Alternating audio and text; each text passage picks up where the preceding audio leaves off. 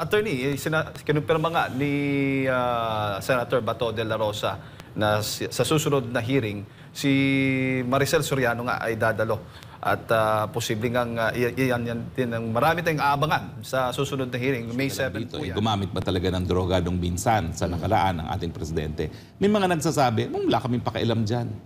Kaya nga lang po, ang problema, na kapag ikay gumamit minsan, hindi mo alam kung gumagamit pa hanggang ngayon. Ito nga mga kababayan, bago natin ituloy ang video na ito, kung bago ka lang sa aking YouTube channel baka pwede makahingi ng like at subscribe at click mo na rin ang notification bell para updated ka sa aking nilalabas na bagong video. Salamat po. Pero dahil siya written document, wala namang dahilan para hindi bigyan niya ng halaga ng huwes. Kaya sinisira nila ang pagkatao ni Morales. Paano nila sisirain? Wala namang conviction for any crime involving moral turpitude. Kasi kapag mayroong moral turpitude dyan, hindi siya dapat paniwalaan. Wala namang ganun. At saka isipin natin grabe ngayon ang pressure kay Morales para tumindig siya sa isang nakaupong presidente na mayroong pang dugong diktador. Abay, talagang mit siya sa buhay niya yan. So iisipin ng West yan at iniisip ngayon ng taong bayan, bakit naman para magsinungalang isang tao na isusugol niya ang buhay niya?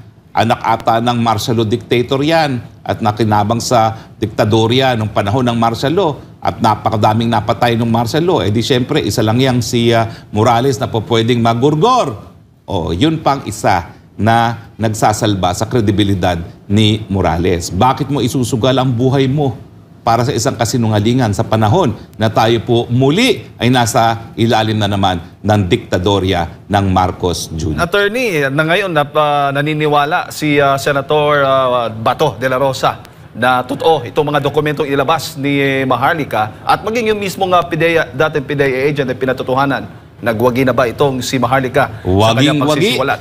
Waging-wagi dahil kinakailangan sundan natin ang batas ng ebidensya. Ang batas ng ebidensya para patunayan ang katotohanan ng isang dokumento, kinakailangan yung gumawa ng dokumento at lumagda, magtestigo na siya ngang gumawa ng dokumento at siyang naglagda doon sa dokumentong yun na ginawa ni Morales. So, mga kababayan wala na pong issue kung AI yan. Hindi po yan AI. Yan ay totoong dokumento.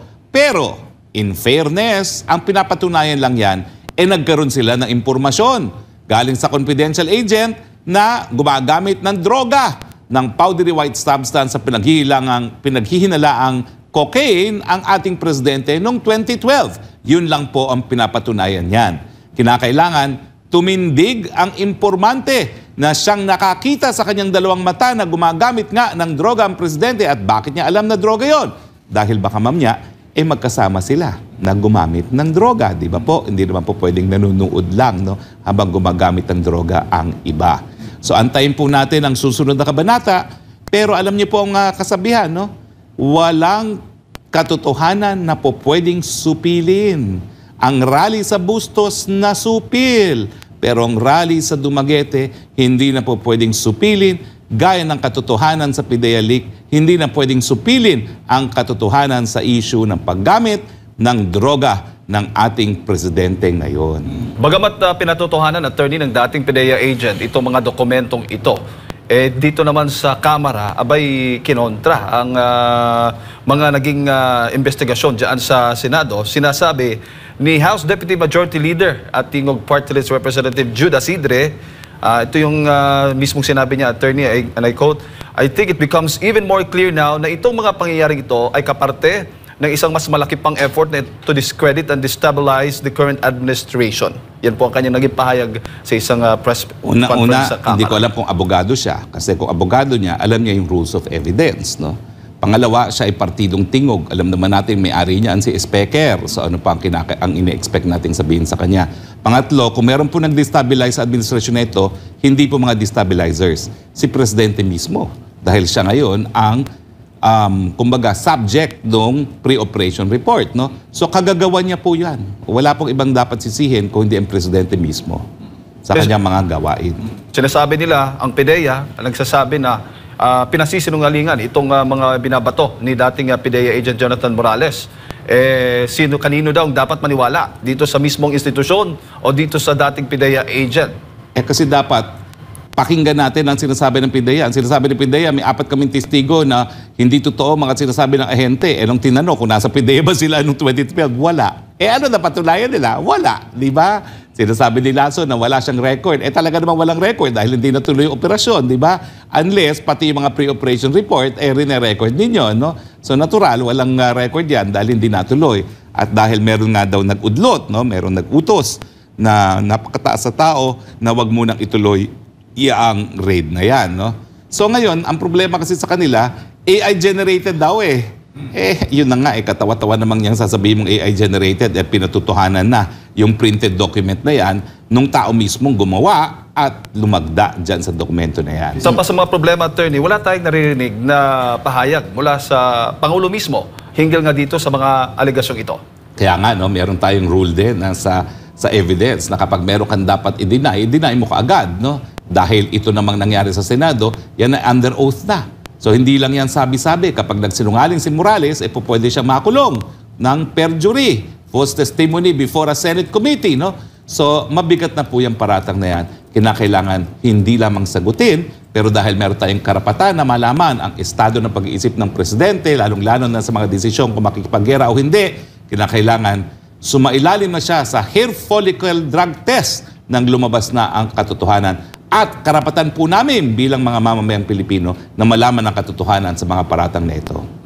And attorney, kung pagbabasehan yung mga ihinihain na reklamo laban doon kay Morales, di ba may mga na-dismiss din doon? May mga pending pa, pero walang conviction. So bakit mo sisiraan agad dahil ba merong kaso? So kung ganyan na lang ang magiging patakaran, kung sasampahan pala ng isang kaso, ang isang individual, guilty na agad yung ituturing. Well, pero alam mo, dapat busisiin ang sinabi ni Morales. Trumped up charges. Ano nangyari? Na-dismiss. So tama yung sinasabi ni Morales sa trumped up charges. Meron pa raw ibang mga pending charges na convict na pa. Wala. Ibig sabihin, yung provision ng saligang batas na merong presumption of innocence prevails. Inosente po siya. So, pero ang mabigat dyan, yung sinabi niya na kinasuhan siya ng mga trumped up charges, mga gawa-gawa, na mukhang napatunayan niya dahil na-dismiss naman ng hukuman. Diba? Oo, so, lalo pang tumindi ang kredibilidad ni Morales. Ito na lang, attorney, sa panig naman ni Maharlika, may pananagutan ba si Maharlika dahil sa pagsisiwalat nito mga classified documents? Wala. Dapat nga, sabitan siya ng, ng medalya. Kung siya ay tunay na journalist lang, no? Kasi alam mo naman ng mga journalist, mga elite yan, no? Ayaw nilang tawagin ng mga vloggers as journalist. Dapat mabigyan niya ng Pulitzer Award. Mantakin mo na pruwebahan niya na may ebidensya laban sa isang nakaupong presidente na minsan ay gumamit na. Kung talagang sa Amerika naging issue to, may Pulitzer Award na yang si Maharlika. Sana naman mabigyan pa siya, no? Kesa naman doon sa isa na binigyan pa ng Nobel Prize Award, no? Ako, Pulitzer for Maharlika dapat. Ayan. Bakit nila masabi agad na nagsisinungaling si Morales? Merely sinabi lang ng isang ahensya na, nagsisinungaling ito, pero hindi binusisi. Lalo na, nandun pa yung, yung susi doon sa mga nababanggit, di ba? Yung pinatawag, yung common na nag-usap doon, yung Francia, tsaka itong si Jonathan Morales, yung informant, yung mismong sinasabing witness na nagsumbong dito sa PDEA agent para magawa itong mga paunang dokumento para gawin itong investigasyon. So kumbaga hindi pa nabibigyan ng linaw ang lahat, pero agad sasabihin na nagsisinungaling porket sinabi ng isang ahensya na ito ang katotohanan. Alam niyo po, kung nasa korte tayo, kahit anong objection nila, napatutunayan na yung dokumento na yan. Kumbaga, kung ito'y nasa harap ng hukuman, evidence admitted.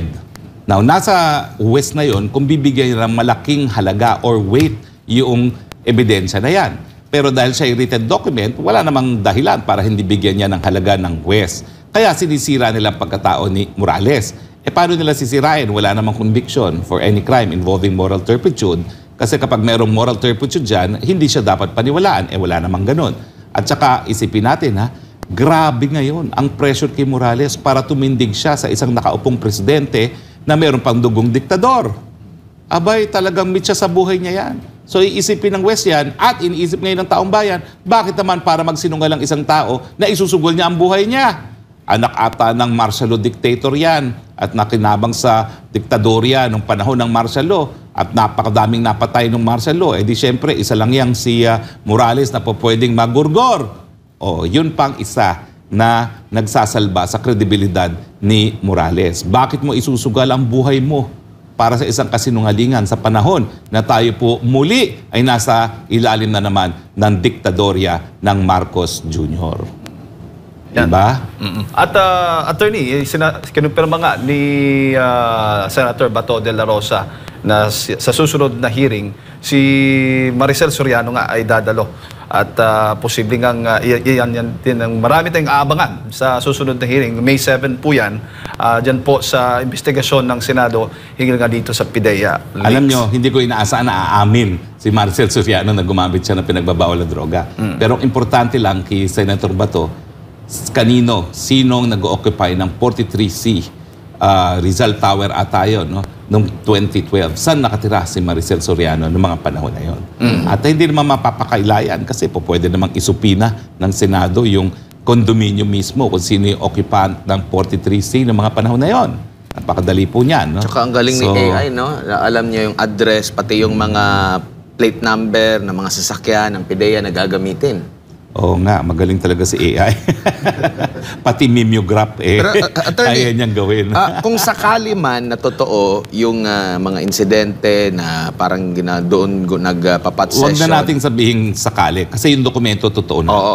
So, yung mismong may-ari ba ng unit ay meron ding... meron pananagutan po yan. Kaya lang 2012 medyo matagal na yan. Ang issue na lang dito, gumamit ba talaga ng droga nung minsan sa nakaraan ng ating presidente? May mga nagsasabi, wala kaming pakialam dyan. Kaya nga lang po, ang problema, na kapag ikay gumamit minsan, hindi mo alam kung gumagamit pa hanggang ngayon. Tandaan natin, wag natin kalimutan, bagamat lahat tayo kinamumukihan itong si Arnie Tevez, di ba siya nagkaroon din ng broadcast? Ang sinasabi niya na may binanggit siyang pangalan at sinabi niya na bago mag-eleksyon, ibig sabihin 2022, pinasok niya sa rehab ang ating presidente bago mag-eleksyon sa isang banyagang bansa.